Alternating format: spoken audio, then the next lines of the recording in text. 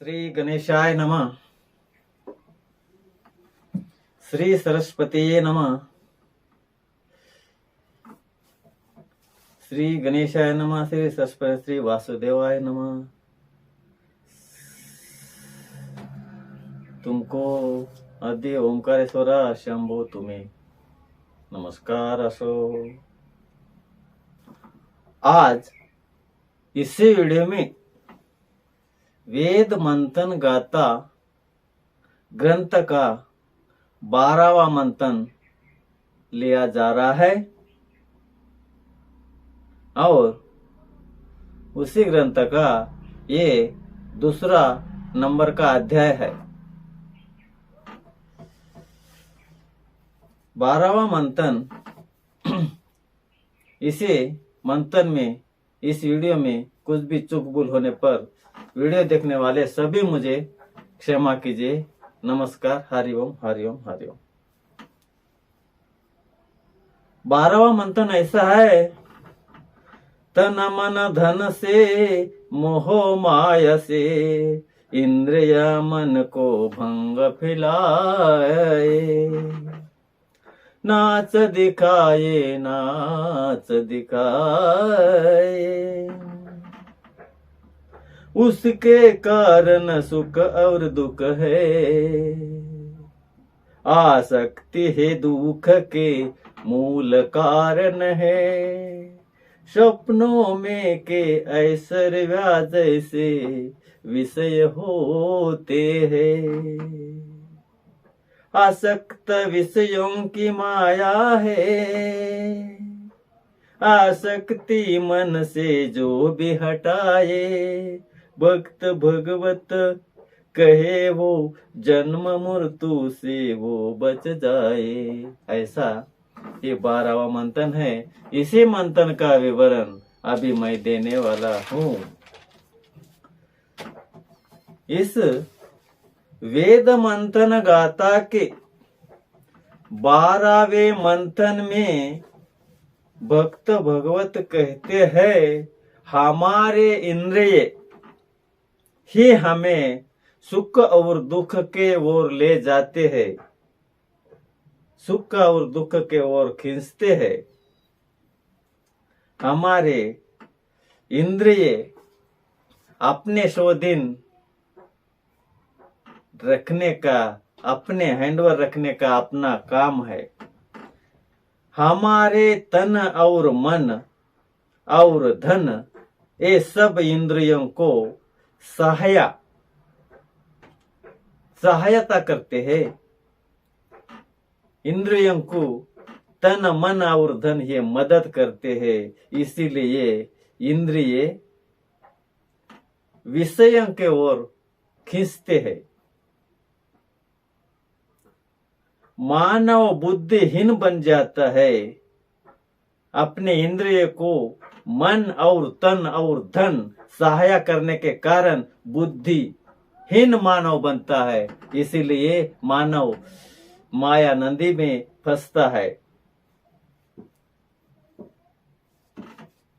सब इस इंद्रियों को लालच लगती है। ज्ञान को छोड़कर अज्ञान को पकड़ कर चलता है मानव। इस इंद्रिय के कारण तन मन धन ये सब इंद्रियों के सहायता करने से ही ऐसा मानव बनता है।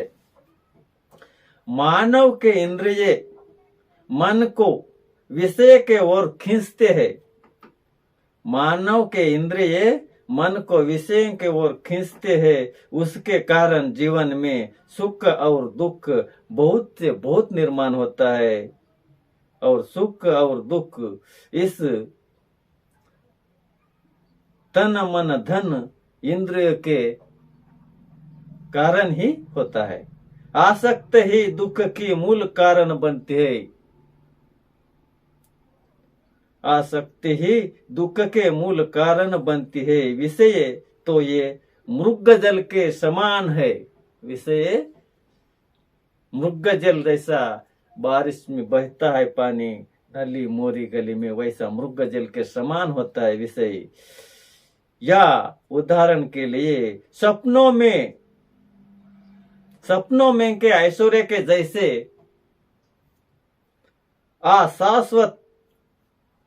अस्वस्थ होते हैं। अस्वस्थ ही जैसे कि दुख के मूल कारण होते। स्वस्थ यानी अस्वस्थ, कभी भी स्वस्थ मन नहीं रहता है, इधर उधर भगता है। वैसा ही अस्वस्थ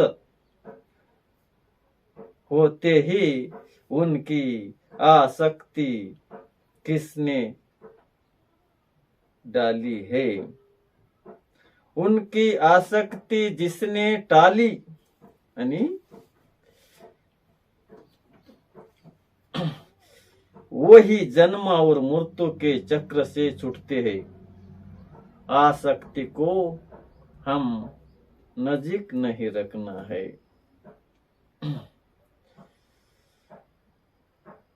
आसक्ति, आशा और तन मन धन इंद्रिय के ओर नहीं हम रखना चाहिए। इसलिए जो ज्ञानी होते हैं वो तो राजहंस की जैसे, राजहंस जिस तरह दूध को ग्रहण कर कर पानी को अलग कर देता है, वैसे वो ज्ञानी लोग होते हैं। उसी तरह चिरंतन वस्तु को संग्रहित रखते हैं ज्ञानी लोग। उसी के तरह राजहंस की तरह चिरंतर वस्तु को संग्रहित रखते हैं अथवा अनित्य विषयों को त्याग करते हैं। जो भी नित्य उसको ही ग्रहण करके अनित्य विषयों को त्याग करते हैं, ऐसे वो ज्ञानी लोग होते। ऐसे श्री कृष्ण भगवान इस मंथन के माध्यम से उपदेश अर्जुन को करते हैं। ये सब विश्व जिसके अधिष्ठान होता है वही आत्मा तत्व नाम रूप और रंग, इसमें ही वही आत्म तत्व नाम रूप और रंग, इससे ही पहले तीर पर होता है। आत्म तत्व नाम रूप और रंग, इससे ही पहला तीर होता है। अधिष्ठान यानी ये सब विश्व जिसके अधिष्ठान पर होते हैं वही आत्म तत्व नाम रूप और रंग, इससे ही पहला तीर होता है। वो अपना परब्रह्म, इसका नाश जो अपना आत्मा है, आत्मा अर्जुन जैसे कि युद्ध करने में डरता है, पाप ऐसा पाप मेरे परिवार के साथ मैं नहीं कर सकता, ऐसा कृष्ण को अर्जुन कहता है। इसीलिए कृष्ण कहते हैं आत्मा रंग इस पहला तीर होता है। इसका नाश आत्मा का नाश करने से भी होता नहीं है, ऐसे भगवान कहते हैं। आत्मा का नाश करने से भी होता नहीं, वो तो सर्वव्यापक होते हैं। फिर शरीर ये तो नाशिवंत है, तो उस शरीर का लोभ मत करो। शरीर नाशिवंत है, उस शरीर का लोभ मत करो। आत्मा कभी मरेगा नहीं, मत करो। उस शरीर का लोभ मत करो। ये क्षत्रिय का धर्म समझकर अर्जुन तुम युद्ध करो।